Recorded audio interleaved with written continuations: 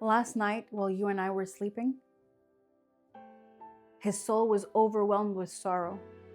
He fell to his knees and prayed 3 times to the Father, "If it's possible, let this cup pass from me. But not my will, but yours be done." As he finished praying, he heard footsteps, the betraying footsteps. It was Judas, who handed him over to a crowd of soldiers. They brought him before the council, where false witnesses rose up to condemn him to death. And he said nothing. Like a lamb led to the slaughter, he did not open his mouth out of love for you and for me. They began to spit on his face, to strike him, to beat him, while the world remained indifferent. Then they brought him before Pilate, who questioned him, expecting him to defend himself. But once again, he said nothing, out of love for you and for me.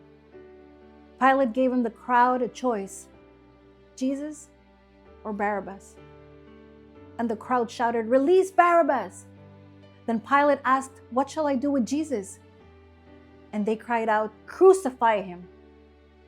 Immediately the soldiers stripped him and led him away to be flogged. They struck him with whips woven with leather, with pieces of metal and sharp bones that tore his back apart. And still, he did not open his mouth out of love for you and for me. They dressed him in purple, pressed a crown of thorns into his head. They struck his head with a reed, spat on his face, and mocked him. In the midst of all that suffering, he did not open his mouth out of love for you and for me. On his wounded, bleeding, and weakened body, they placed a cross, and he carried it to the hill of Calvary, because for the joy set before him, he endured the cross, despising the shame. And in that joy, there was you and there was me in mind. More than 2,000 years ago, at that very moment, he was on the cross, agonizing, giving his life to rescue yours and mine. When Jesus had received vinegar, he said, "It is finished." And bowing his head, he gave up his spirit, a voluntary act of love for all humanity. And even though this happened over 2,000 years ago, still today he is rejected.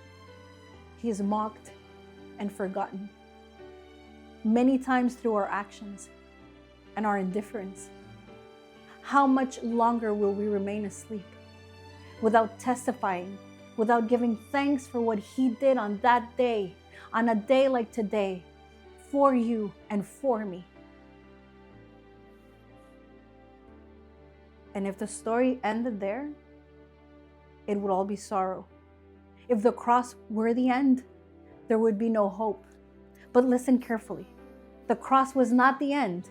It was the silence before the greatest victory. It was the night before the dawn, because when men thought it was all over, God was just getting started.